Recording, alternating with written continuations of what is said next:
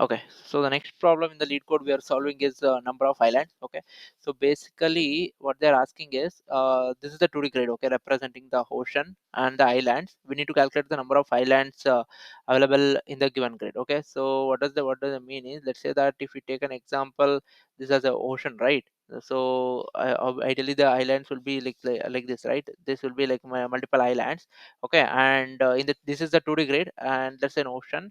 And like I mean each one represents an island here, island in the ocean. Okay, so now what we need to find is like how many islands are present in it. Okay, and before that, one thing we need to understand here is like if there is any connected lands, right? Like say that there is one more land here but it is connected to this, right? It's like I mean together we call it as an island. It's not like two islands here, it's a connected. If it is a connected, right, we call together we call it as an island here. Okay, so that is one thing to keep in a note.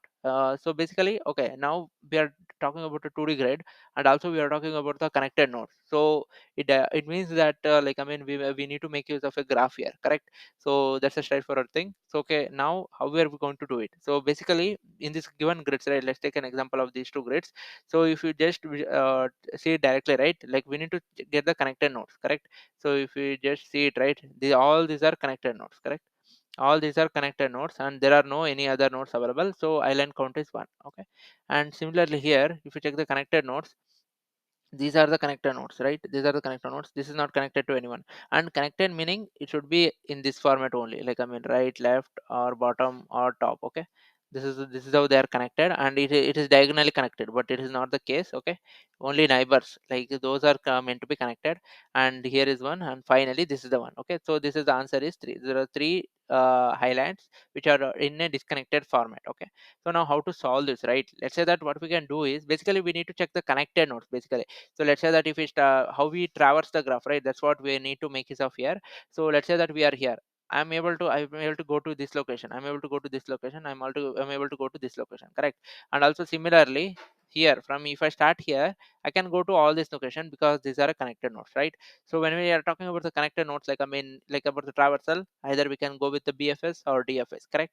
So basically what we are going to do here is like we'll be picking any island. Okay, let's say that out of this grid we'll iterate through this and we'll see like if there is any one in it. Okay, like say if there is a one, it means it's in a part of an island, so we'll start from there. It can be, we can start from anywhere actually. We can start from here or maybe from here, it doesn't matter, right, in the graph. So we'll start from here and we'll see like what are the nodes it is connected to. Okay, so we once we identify what are the nodes it is connected to, we'll make it as a water. It meaning like if you already know the aware of the BFS and DFS algorithm, right, there we track the visited nodes, right? Like instead of either we can keep a track of visited nodes, saying that if it is visited or not. Okay, or else we can simply turn this to 0 because that calculation is done. Okay, so that is one thing. And yeah, like I mean either we can go with BFS or DFS approach here, and we'll be okay, like to summarize, like I mean we have a grid here. Okay, and we'll be iterating through this each of these nodes. Okay, and wherever it is found one, so we'll apply the BFS on DFS or DFS on this node. Okay, so what will we do? Like I mean, this will help us in identifying all the connected nodes, which are together called as an island, right? The number of times we are going to apply the BFS will be the number of islands. So here will be one connected node, right? We'll pick this. We'll identify in one BFS algorithm or DFS algorithm. We'll be able to identify all these things, okay? And we'll convert it into the water 0. This is done. So when we iterate, we'll go this one. We'll go check. We'll go check. We'll check all this, but everything is 0. Again we'll find this one more one. Okay, again we'll apply the BFS. We won't be able to find out any connected nodes, but this will be done. Okay, finally again we'll be checking for the remaining nodes wherever it is, whether if it is one or not. Again finally we'll find this one and we'll find the connected nodes for it, and we are done. So the answer will be the number of time we are applying the algorithm, BFS or DFS algorithm, right? So that will give the number of islands answer. Okay, now let's quickly check the code. So if we are applying the DFS, right, let's see that first let's see the DFS and then let me show you the BFS approach. Okay, so what we are going to do first is we are going to iterate through the grid. Okay, here at the top we have defined the rows and columns. Let me just show that also. So rows and columns. Okay, we don't need all this if you don't, if we are applying the DFS. Okay, rows and columns, and what is the island count for now. Okay, so we'll iterate through this. Wherever there is a land, we will start the DFS from there. Okay, if it is a one, we'll start the DFS from there, and a number of times we are applying the, like once you apply the DFS, we will be able to identify all the connected nodes, right? So we can say that that's a one island. Like we'll increment the island count. If you again encounter any island, like I mean, which is not visited, like we'll apply the DFS again and we'll increment the island count. Let's see how the DFS works here. So basically, we need to make sure that like, and also they have mentioned that like outside of this, let's say that we are here, right here we are, and at the top will be water, like full everything will be surrounded by water only. Okay, so what do they mean is here also, like I mean, you can consider all this portion as water itself, all this portion as water itself. Okay, and yeah, so what we're going to do is like whenever we're trying to do something, and if it is not a valid boundary, right, like we need to check, right, it is not going out of our grid. So this is the validation, and we need to make sure that it's not visited it. I mean, if it is a visited, I mean, if it is a water, right, we don't have to do any calculation. Okay, we'll just return it from there, and once we visit, we'll mark our land itself into the water, meaning either we can keep a track of separate visited variable, like I mean, we can create a set and track it, or we can to save the memory, we can just swap this one with the zero. Okay, so okay, and then what we are going to do here is we are going to try all the possibilities basically. So to this is like if you straight for a DFS algorithm. Okay, so but we'll be applying for different nodes here to check if it is connected or not, all these things. Okay, so basically we'll be checking when once we are here, we'll check this one and this one, also top one and the left one. Okay, that will be out of index, that will give us an index error, so that will be caught here. Okay, and we'll be doing this one. Okay, this is the how the DFS works here, and we'll be marking our all the land as water. Okay, ultimately we'll set it as a incremental island count.